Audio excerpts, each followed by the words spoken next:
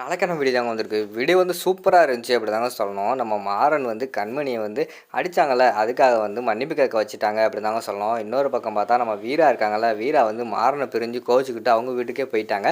ராமச்சந்திரனையும் கொண்டு போய் விட்டுட்டு வராரு அப்படின்னு தாங்க சொல்லணும். அதெல்லாம் பார்க்குறவங்க சேனல் மட்டும் மறக்காம லைக் அண்ட் சப்ஸ்கிரைப் மட்டும் பண்ணிருங்க. ஃபர்ஸ்ட் எடுத்தோனே மாறன் வந்து சொல்லிக்கிட்டு இருக்காங்க, "இங்க பாரு ராகவா, இது வந்து தப்பு. இது வந்து கரெக்டான நீயே சொல்லு" அப்படிங்கிற மாரி கேட்காங்க. அவர் வந்து சொல்லிக்கிட்டு இருக்காரு, "இல்லடா இது தப்பு தான்டா. இருந்தாலும் கொஞ்சம் பொறுமையா இரு" அப்படிங்கிற மாரி சொல்றாங்க. தப்புன்னு உனக்கே தெரியுதுல, அதனால தான் நான் மன்னிப்பு கேட்க சொல்கிறேன் அப்படிங்கிற மாதிரி சொன்னோடனே, டேய் இந்த பிரச்சனையை கொஞ்சம் பெருசாக்க வேணாம்டா அப்படின்னு சொல்லிட்டு ராகவன் சொல்கிறாரு. டேய் அப்பாவுக்கு தெரிஞ்சால் தானே பெரிய பிரச்சனையாகும். இப்போயே மன்னிப்பு கேட்டு இந்த பிரச்சனையை விட்டுட்டோம்னா இது வந்து சுகமாக தீர்ந்து போயிடும் சரியா? அதனால தான் பிரச்சனையை பெருசாக்க வேண்டான்னு நான் வந்து மன்னிப்பு கேட்க சொல்கிறேன். தயவுசெய்து அண்ணிகிட்ட சொல்லி புரிய வை அப்படிங்கிற மாதிரி சொல்லிட்டு இருக்காங்க. கண்மணி நீ மன்னிப்பு கேட்டுருமே அப்படிங்கிற மாதிரி சொல்கிறாங்க. அவங்க வந்து என்னால் முடியாது அப்படின்னு சொல்லிட்டு அவங்க வீம்பா நிற்க, இங்கிட்டு வந்து மன்னிப்பு கேட்டே ஆகணும்னு சொல்லிட்டு இங்கிட்டு மாறன் நிற்க, கடைசியில் பார்த்தா ராகவனை தான் பார்க்க பாவமாக இருக்குது. பொண்டாட்டி பக்கம் பேசுவாரா இல்லைன்னா தம்பி பக்கம் பேசுவாரான்னு சொல்லிட்டு அவர் வந்து கண்ணீர் விட்டு அழுகாத குறை தான், கண்ணில் எல்லாம் கண்ணீராக இருக்கிற மாதிரி காட்டிக்கிட்டு இருக்காங்க. என்ன பண்ணுறேன்னே அவருக்கு தெரியலை. டேய் விட்றா அப்படிங்கிற மாதிரி சொல்கிறாங்க. அதெல்லாம் விட முடியாது, ஒழுங்காக மன்னிப்பு கேட்க சொல்லு அப்படிங்கிற மாதிரி சொல்கிறாங்க. டேய் அவள் தான் முடியாதுன்னு சொல்கிறாளா, நான் என்னடா பண்ணேன் அப்படிங்கிற மாதிரி சொன்ன உடனே, சரி அப்பா என்ன முடிவு எடுக்காரோ அதை எடுத்துக்கிட்டோம், அப்பா கால் பண்ணு அப்படிங்கிற மாதிரி சொன்ன உடனேயும், டேய் இருடா அப்பாவுக்கு தெரிஞ்சால் பிரச்சனையாயிருடா அப்படின்னு சொல்லிட்டு ராகவன் சொல்கிறாங்க. அதான் மன்னிப்பு கேட்க சொல்லு அப்படிங்கிற மாதிரி சொன்ன உடனே, ஏய் கண்மணி தயவுசெய்து மன்னிப்பு கேட்டுரு, அப்பாவுக்கு தெரிஞ்சால் இது பெரிய பிரச்சனையாயிரும். அப்பா வந்து உன் மேலே ஒரு பெரிய நம்பிக்கை வச்சுருக்காரு, நீ வந்து நல்ல பொண்ணு அந்த இந்த அந்த அப்படின்னு சொல்லிட்டு அவர் வந்து யோசிச்சு வச்சுருக்காரு. இது மட்டும் தெரிஞ்சுன்னா உனக்கு வந்து ஒரு பெரிய கெட்ட பேர் ஆயிரும் அப்படிங்கிற மாதிரி சொன்ன உடனேயும், அதுக்கடுத்து வந்து நான் மன்னிப்பு கேட்குறேன் அப்படின்னு சொல்லிட்டு, மன்னிச்சிருங்க சாரி அப்படிங்கிற மாதிரி சொல்லிடுறாங்க. ஆமாம் என்கிட்டலாம் எதுக்குமா மன்னிப்பு கேட்குறீங்க அப்படிங்கிற மாதிரி சொன்னோடனே, அந்த அடி வாங்கினார்ல அவர் வந்து சொல்கிறாரு, சரி எல்லோரும் போய் வேலையை பாருங்கன்னு சொன்னோடனே வேலையை பார்க்க போயிட்டாங்க. நம்ம மாறன் வந்து சொல்கிறாரு, அண்ணி என்னையும் மன்னிச்சிருங்க, இது வந்து தப்பு, அவங்க தப்பு வந்து உங்கள் பக்கம் தான் இருக்குது, அதனால தான் நான் மன்னிப்பு கேட்க சொன்னேன், தப்பாக இது இருந்தால் என்னை மன்னிச்சிக்கோங்க அப்படின்னு சொல்லிட்டு அந்த இடத்துல வந்து கிளம்பி போயிடுறாங்க. அடுத்து வந்து விறுவிறுன்னு நம்ம இவங்க கண்மணி வந்து தனியாக போய் நின்று யோசிச்சுக்கிட்டு இருக்காங்க. இந்த மாறனை வந்து ஃபஸ்ட்டு இந்த கடைக்கே வரவிடக்கூடாது, இந்த கடையிலே காலடி எடுத்து வைக்காத மாதிரி எதாவது பண்ணணும் அப்படின்னு சொல்லிட்டு அந்த இடத்துல யோசிச்சுக்கிட்டு இருக்காங்க. அந்த இடத்துக்கு வந்து நம்ம ராகவன் வந்து வராங்க. கண்மணி சாரி அப்படிங்கிற மாதிரி சொல்கிறாங்க. எதுக்குங்க சாரி, என்ன இருந்தாலும் நீங்கள் உங்கள் தம்பி பக்கம் தான் நிற்பீங்க, என் பக்கம் நிற்க மாட்டீங்கல்ல அப்படிங்கிற மாதிரி சொல்கிறாங்க.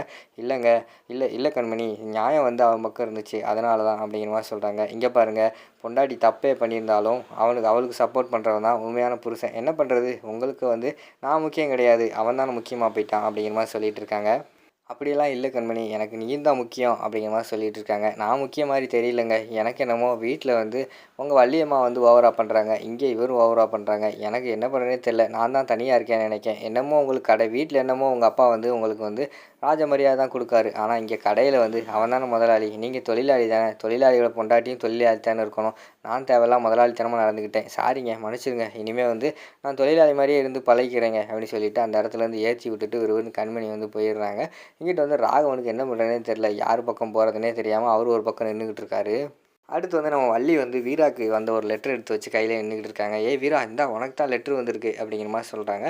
படித்து பார்க்காங்க, இது என்ன காலேஜ்லேருந்து லெட்ரு வந்திருக்கு, நான் ஒன்றும் போடலையே அப்படிங்கிற மாதிரி சொல்லிக்கிட்டு இருக்காங்க. ஏய் வீரா, என்ன நீ பாடல லெட்ரு இங்கே வச்சு படிச்சுக்கிட்டு இருக்க, உள்ளே போய் படி அப்படிங்கிற மாதிரி சொன்னோடனே வள்ளி வந்து சொல்கிறாங்க, லெட்ரு தானே இங்கே வச்சு படி அப்படிங்கிற மாதிரி சொன்னோடனே, அத்தை அதில் ஏதாவது பெர்சனலாக தான் இருக்கும், வீரா தனியாக போய் படிக்கட்டும், ஏய் வீரா நீ போய் தனியாக படி, புருஷ சொல்கிறல்ல தனியாக போ அப்படிங்கிற மாதிரி சொன்னோடனே அவங்க வந்து ரூம்குள்ளே போயிட்டாங்க. பரவாயில்ல போயிட்டா அப்படின்னு சொல்லிட்டு, ஏய் இதெல்லாம் உன் வேலை தான்டா, நீ தான்டா லெட்ரு போட்டு விட்ட, அதாவது புருஷன் வந்து டைரெக்டாக மனைவிக்கிட்ட சொல்ல முடியாதெல்லாம் இந்த மாதிரி லெட்ரு போட்டு தான் சொல்லுவாங்க, எனக்கும் தெரியும், நீ தானே உண்மையை சொல்லு அப்படிங்கிற மாதிரி வள்ளி சொன்னோன்னே, ஆமாம் அத்தை நான் தான், பரவாயில்லையே கரெக்டாக கண்டுபிடிச்சிட்டியே அப்படிங்கிற மாதிரி சொல்கிறாங்க.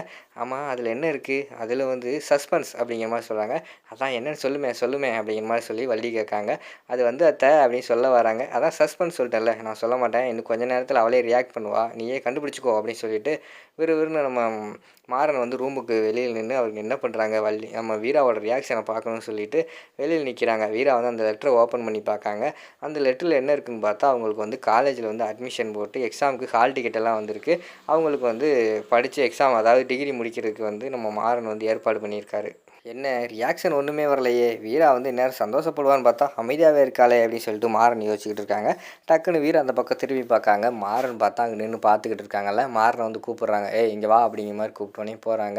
என்ன தான் நினச்சிக்கிட்டு இருக்க, உன் மனசில் என்ன நினச்சிக்கிட்டு இருக்க, நான் தான் படிக்க மாட்டேன், எனக்கு படிப்பு வேண்டான்னு சொன்னால, பிறருக்கு நீ காலேஜிலேருந்து இதெல்லாம் லெட்ரு வர வச்சுக்கிட்டு இருக்க அப்படிங்கிற மாதிரி சொன்னோன்னே, இல்லை வீரா நீ தானே சொன்ன எனக்கு வந்து படிக்கிறதுக்கு ரொம்ப பிடிக்கும், நான் வந்து டிகிரி முடிக்கணும் எங்கள் அண்ணனோட ஆசைப்படி அப்படின்னு சொல்லிக்கிட்டு இருந்தேன்ல, அதனால தான் இப்படிலாம் பண்ணேன் அப்படிங்கிற மாதிரி சொல்லிக்கிட்டு சொல்லிக்கிட்டு இருக்காங்க. இங்கே பாரு யார் பேச்ச கேட்டு இப்படிலாம் பண்ணிக்கிட்டு இருக்க? நான் அவங்ககிட்ட கேட்டேன்னா ஆல்ரெடி வந்து நீ அப்ளிகேஷன் ஃபார்ம் கொண்டு வந்தப்பயே நான் கிழிச்சு எறிஞ்சேன்ல, திருப்பி இந்த மாதிரி பண்ணிக்கிட்டு இருக்க. இங்கே இருந்தாலே உன் பிரச்சனையை தாங்க முடியாது. நான் வீட்டுக்கு கிளம்புறேன் அப்படின்னு சொல்லிட்டு கத்திக்கிட்டு இருக்காங்க. அதை வந்து ராமச்சந்திரன் வந்து கேட்டுடுறாங்க. என்ன சண்டை போட்டுக்கிட்டு இருக்காங்களே அப்படின்னு சொல்லிட்டு, இங்கே பாரு வீரா நான் சொல்கிறது ஒரு நிமிஷம் கேளு அப்படிங்கிற மாதிரி எவ்வளவோ சொல்லி பார்க்காங்க. நீ சொல்கிறதெல்லாம் கேட்க முடியாது. நான் அந்த வீட்டை விட்டு போகிறேன். தயவுசெய்து நீ ஆளை விடு அப்படின்னு சொல்லிட்டு விறுவிறுன்னு அந்த இடத்த விட்டு கிளம்பிடுறாங்க.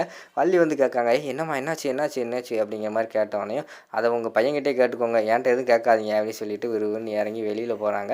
பின்னாடியே நம்ம ராமச்சந்திரன் சட்டையை போட்டு வந்துடுறாரு. அம்மாடி வீரா நீ பேசுனது, நீ எங்கே போகிறது எல்லாமே தெரியும். இந்த நேரத்தில் தனியாக போகக்கூடாது. வா காரில் ஏறி உன்னை கொண்டு போய் வீட்டில் விட்டு வரேன் அப்படின்னு சொல்லிட்டு அவர் வீராவை காரில் ஏற்றிட்டு கூப்பிட்டு போயிடுறாங்க. எங்கிட்ட பார்த்தா மாறன் வந்து தனியாக நின்று போட்டோம் அவன் ஒன்றும் தேவை கிடையாது அப்படின்னு சொல்லி கடுப்பில் இருக்கிற மாதிரி காட்டுறாங்க. வள்ளி போய் கேட்குறாங்க, டேய் என்னடா பண்ண வீட்டுக்கு போகிறேன்னு சொல்லிட்டு போகிறாளே அப்படிங்கிற மாதிரி சொல்கிறாங்க. ஆமாத்த போட்டோம், எவ்வளோ நாள் தான் அவள் செய்கிறத வந்து பொறுத்துக்கிட்டே இருக்கிறது. அவளுக்கு நல்லது பண்ணாலும் குத்தம், இதெல்லாம் ஒரு மேட்டரே கிடையாது, அதுக்காக கோவப்பட்டுக்கிட்டு இருக்கா. போட்டும் அவள் ஒன்றும் எனக்கு தேவையே கிடையாது அப்படின்னு சொல்லிட்டு மாறன் சொல்கிற மாதிரி காட்டிக்கிட்டு இருக்காங்க. டேய் இப்படி சண்டை போடுறதுக்காட அவங்கள அவ்வளோ கஷ்டப்பட்டு தான் சேர்த்து வச்சேன், ஏன்டா இப்படிலாம் பண்ணுறீங்க அப்படின்னு சொல்லிட்டு வள்ளி வந்து ஒரு பக்கம் புலம்பிக்கிட்டு இருக்காங்க. அதோட பார்த்துக்கிட்டிங்கன்னா அந்த எபிசோடு வந்து முடிச்சிடுறாங்க.